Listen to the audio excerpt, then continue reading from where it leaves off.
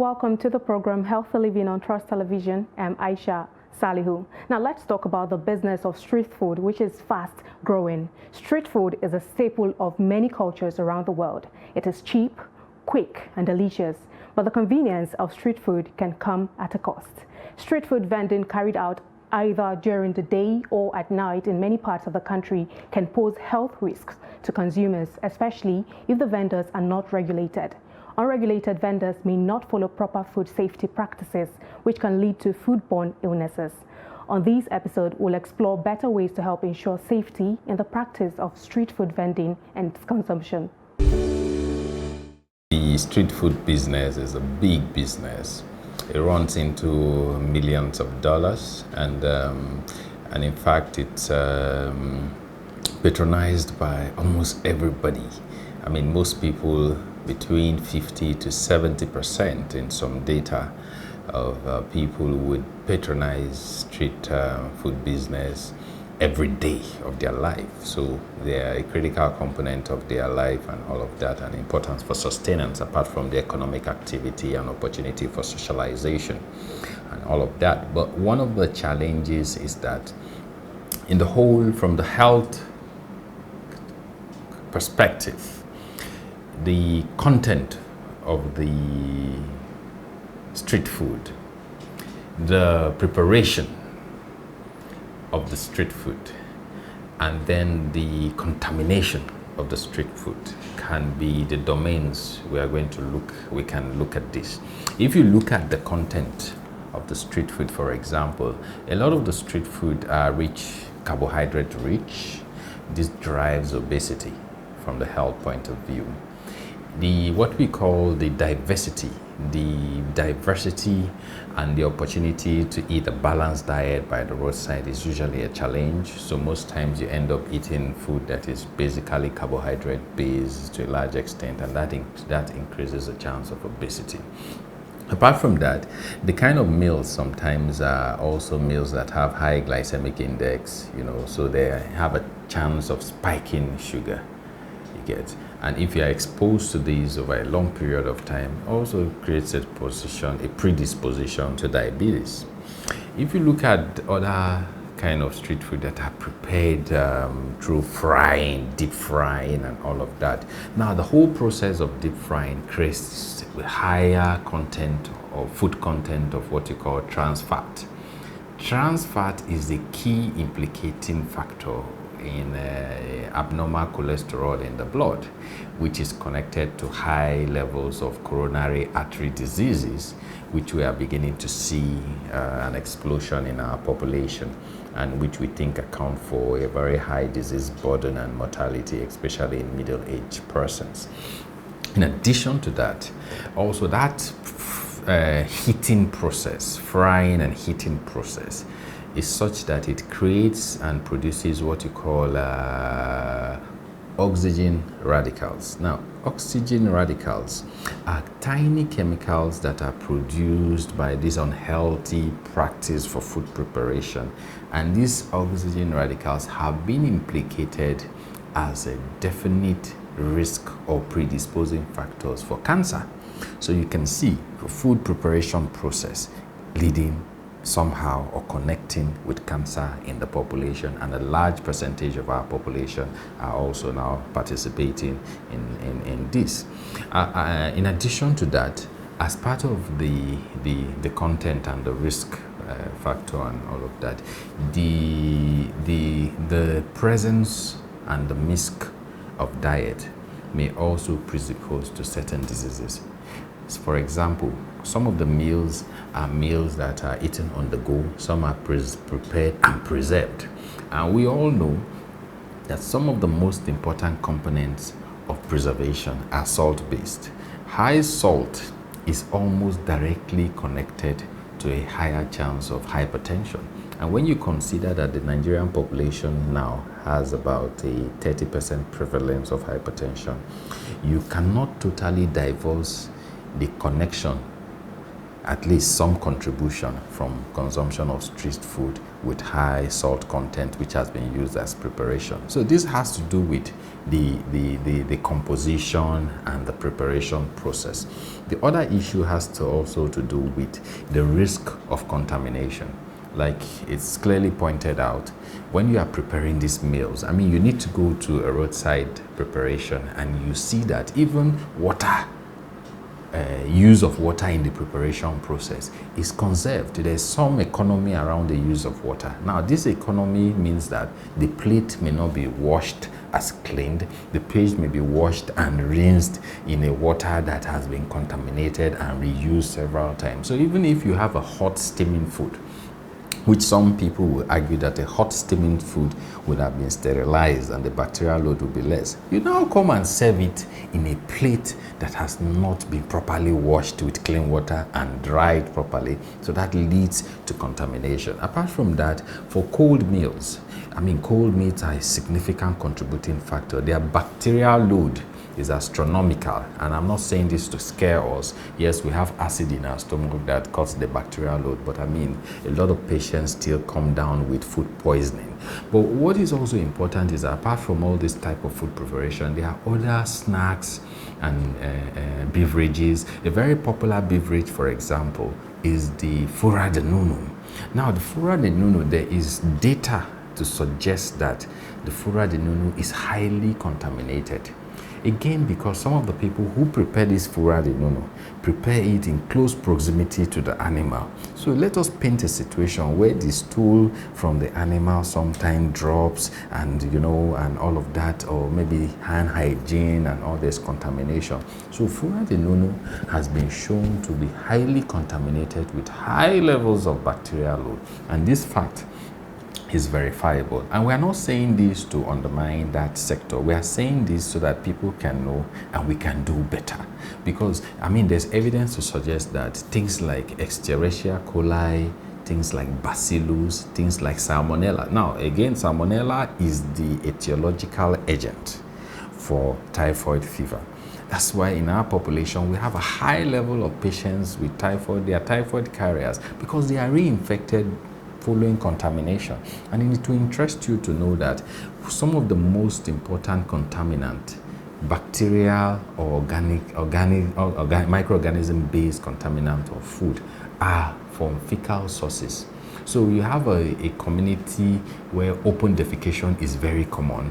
So there's contamination of water sources, and there's contamination of food, and even fecal matter can be used sometimes as fertilizer. So that also contaminates fruits, vegetables, food preparation processes. That's why you have a large amount of patients coming down with infection of the gut, which is food poisoning requiring intervention. And then you say everybody has typhoid fever. Yes, we do have a high rate of salmonella typhoid colonization, and that is because of these unhealthy food practices. So be it as it may, it's a large industry, it's catering for a lot of people, but that let down, that challenge has significant implication, and as we have seen, can drive high rates of hypertension, high rates of obesity, high rates of poor exposure to cancer due to the trans fat, high rates of abnormal cholesterol levels due to trans fat exposure to fried meals that are usually available and all of that, and high infection rate. I get water through the nearby offices around here, the plazas, the shopping malls. I used to fetch tap water. The water I get from those plazas and offices, that good for me enough to prepare my food. I get water through the gallon, but it don't used to be enough for me. Like in a day, I will go like 5 or more times, like 10 times in a day to get these waters. Because I use gallon, just a gallon to fetch those water. I do consume a lot of water per day. So getting them is a lot of stress and burden, and only me serving, fetching water, running, going some other errands, I'll be so stressful. So at times I do get water from all these aboki them for me to fill my jerry cans. Cooking in this kind of area is not like easy, because sometimes some customer will just sight and say, this place is so open. They will like, it will look so irritating. Sometimes I do use kerosene to control flies and other mosquitoes and other things like that. We will be Igbo people. We dey cook bitter leaf. We dey buy cocoyam. Where we carry dey do the bitter leaf and the oha. That one they spoil. You go put if you buy them, you spread them for ground. The place where breeze where they touch the cocoa, may no rot. If you want to do it now, you go cook them for fire, pan them, take them do the oha soup or bitter leaf soup. This this side, I dey go beg water. Like people where they live here, they beg them water. But why you carry the wash the plates and the washing hand? People carry the wash hand. I will call Meroa. Meroa will bring water for me. I have buckets to put dirty, like the one where they chop remain, or leather. We put them for buckets. After we go to one for bowler. Yeah, they need. I wash. I sweep here every time. No dirty, nothing. And something like fry, no day here because in the evening they come. I know they come in the morning. Cover everything. Even though the plates that they cover and they wash up, the spoon go there inside this thing because of fly. One time we were talking about Lassa fever. One of the issues we had was that even at the storage where these grains or meals were stored, the rat responsible for transmitting Lassa fever was having access to some of those grains, and so you had contamination from their urine. So the Mastomyces natales in the multi-mammate rat.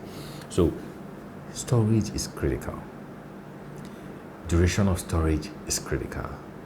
The environment, the environmental temperature and all of that, humidity for storage is also critical, because storage should be such that it protects from contamination and it preserves the meals or the food in a healthy state and does not create opportunity for what? Contamination or the development of toxic components. For example, groundnut, when stored in certain environment, allows the certain fungus, and the fungus, the aspergillus, are able to multiply and produce a certain toxin called aflatoxin. And in fact, aflatoxin is implicated as one of the key causes of liver failure, chronic liver disease, and all of that. Storage of food is also a whole big issue. We need to be able to store food. We need to be able to preserve food, protect them from contamination, preserve them in the right temperature, humidity, and environment to ensure that their nutritional value is not lost and they do not become a health hazard going forward. Regulating street food vendors and ensuring they follow proper food safety guidelines is crucial. This not only protects consumers, but also helps food vendors build a reputation for quality and safety. We'll go on a quick break now. The program continues in a moment. Don't go away.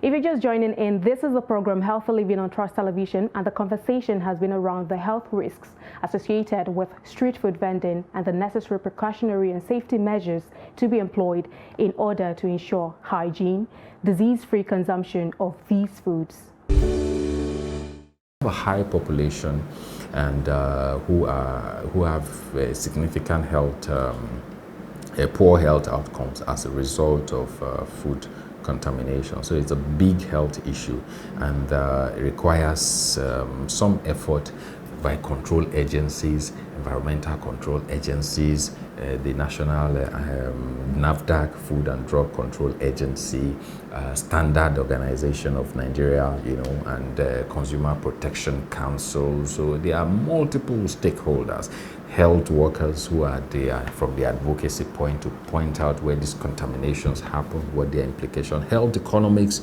to derive what the cost implication of an untendered, uncontrolled, unregulated, and unsupervised food industry. We must respect the street food industry, because in countries where tourism is a significant percentage of contributes significantly to their GDP, the backbone of that tourism sometimes is the street food industry, which creates opportunity and all that. So we must be able to harness this opportunity and ensure that health protection is sustained while these people remain in business and create a balance. Well, we can approach this. There are multiple platforms, frameworks, domains, models we can use to approach this. But one key thing that will be encompassing would be things like health education, massive health education. You know, when you educate people about the dangers, about the steps to mitigate those dangers, you've basically empowered them. So people need to know the risk. And then the people who are producing this at the service end, the food vendors themselves, they need to be super educated, supported, and supervised to ensure that standards are maintained. And where standards are not maintained and where there are challenges, that punitive measures must be implemented, this to a large extent. And of course, environmental standards, regulation. You cannot prepare food near the toilet, you cannot prepare food near soccerways and all of these things we take for granted. That is one. The second issue that has to do with governance and policy. So there should be a clear policy on food safety, street food safety. So if we don't have a document, we need to get that document together. We need to get the stakeholders together, get that document together, share it with the key stakeholders, and ensure that there's revision from time to time so that it's updated to the realities of time. The other issue we need to definitely talk about is that if there are certain food practices that are injurious to health, government has no other choice than to ban them. So we must identify some of those unhealthy practices that are injurious to health. We need to say, for example, government has said that burning the preparation of certain meats like pomo and all of that. I don't want to go into that controversy, but it's something worth mentioning that certain preparation methods, using of tires and all that, increases the content of oxygen radicals, which we say have a direct relationship with what? Cancer. So we may be able to cut or reduce or dent the cancer prevalence in Nigeria by just addressing just one aspect. So policy, government policy, and punitive measures. I mean, some acts should be basically criminalized.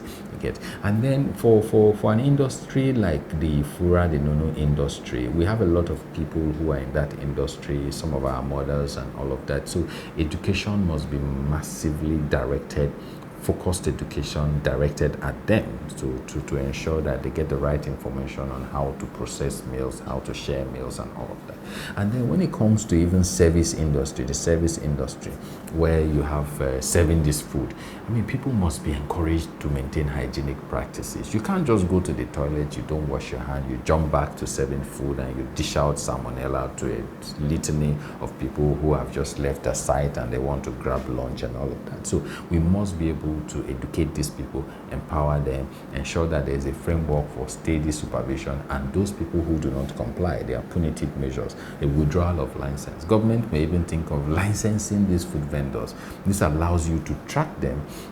And this licensing process doesn't need to be tied to a monetary benefit for the government. It can just be a process that allows you, with digital platforms, you don't need to even charge them anything, just license them. And the ones that are not licensed, then you know. So if you have people who are licensed, you can then have an access to them. And if you have updated health education tips on how to do food preparation, you can organize digital courses, send this message, do digital education on platforms, on Facebook and all the other social media handles targeted on these people, and I can guarantee you it will be a cost-efficient method of delivering health education to the public. The treatment, drug abuse, is a big matter, and the vista, the opportunity that self-medication or medication by untrained healthcare providers for patients presenting with food poisoning is a whole big issue, because drug abuse has to do with getting the right diagnosis, prescribing the right drug, prescribing it in the right dosage, ensuring the right dosage interval, and giving it for the right duration. Now, if any of these things are breached, it means that you have you have not mitigated the scourge we know as drug misuse, abuse, and etc. So what happens is that, for example, from diagnosis, it's not all food poisoning that requires medication. There are certain food poisonings that are self-limiting, and there are certain food poisonings that require medications. So you need a proper health, a trained health practitioner to diagnose it properly and decide whether you need antibiotics intervention, supportive intervention, or just observation. So at the point of diagnosis, you're already having a lot of challenges in terms of doing the right thing, because most Nigerians will self-medicate. Most people would probably go to health outlets that are not trained statutory to provide that kind of service. So they provide an over-the-counter service, which are basically advisory and probably sometimes profit-driven. So that's at the point of diagnosis. So even when you make a diagnosis and you now give a dosage, you need to give the right dose. Sometimes we have noticed that the wrong dosage is prescribed. And sometimes people just pop 2-3 pills of flagyl and they feel better and they stop at that. You need to take it for the right duration. You need to take at the right dose, and you need to take at the right dosage interval. And that sometimes does not happen, because after 1-2 pills, some patients feel better and they stop taking it. But that drives what you call drug resistance, because if you do not take medications for the right period of time, you drive drug resistance, because what happens is that the bacteria, the antibiotic suppression of the bacteria is incomplete. So if you suppress 90%, the remaining 5% that is unsuppressed has been exposed to that bacteria, that antibiotics, and upon being exposed to that antibiotics, has developed a system to evade it. And that is what resistance is all about. And in subsequent situations, perhaps that person who now has a resistant bacteria or microorganism passes it, it contaminates water, somebody drinks that water and gets infected. You now bring that antibiotics to give to that person, but the bacteria has had an exposure with it and allowed it to develop a defense mechanism, and resistance has emerged. So we know that a lot of the antibiotic resistance, a significant percentage of antibiotic resistance, is driven by inappropriate use of antibiotics. And one of the commonest opportunities for that presents people with the opportunity to abuse is food poisoning, which is quite prevalent and poorly documented. To simplify it, eating healthy is, I will just do a disclaimer. I'm not a nutritionist or a dietitian, but it's still within our thought. We can give the basic advice and all of that. So there is a concept of what we call the healthy model plate, healthy plate. Now, the healthy plate is a plate that comprises of what you should eat in 24 hours in a day, that ensures that qualifies for healthy meals. So half of that plate, 50%, would contain fruits and vegetables, more of vegetables than fruits. The other half would contain, on one side, some carbohydrate with low glycemic index. That means that carbohydrate that does not spike sugar too high. And the other remaining 1/4 is basically protein, which can be any animal or plant-based protein. So if you were to eat, some people eat once a day, twice a day, 3 times a day. So to simplify things, to make it easy for our viewers to relate to, if you were to eat, if you were a twice 101, is that how to say it? Yes. If you were a twice daily person, 2 meals a day person, what you can do is that 1 meal can be basically about vegetables and fruits, while another meal can just be about protein and carbohydrate. Although preferably it's always better to mix it, where you have some vegetable and a little carbohydrate, and you have some protein and a little carbohydrate, and somehow you find a way to balance. So apart from the quality of what you are eating, the quantity is also significant. So you can't be saying you're eating a whole basket of vegetable, a whole basket of carbohydrate, a whole basket of this a day. I mean, you're going to add a lot of calories. So the calories are also important. You need to want to keep your calories down. Average men, women, probably between 2,000 to 3,000, depending on their activity. People who are on a discounted calorie diet, probably 1,500, 1,000, because they want to shed some of the weight they have accumulated and all of that. But I think typically speaking, a consultation is usually required for you to plan the patient-centered weight loss or healthy diet plan, because in doing that plan you need to take into the considerations the patient's preferences and what is available in the environment. You cannot come to a certain region and like you cannot go to probably South Africa and you start talking of meals that are more common in Nigeria. It is not a sustainable thing. So you want to look at in that environment. Then in Southern Nigeria and West Nigeria and all of that, and Northern Nigeria, you need to look at what is readily available and create a model plate for whoever your client is, for ensure healthy food.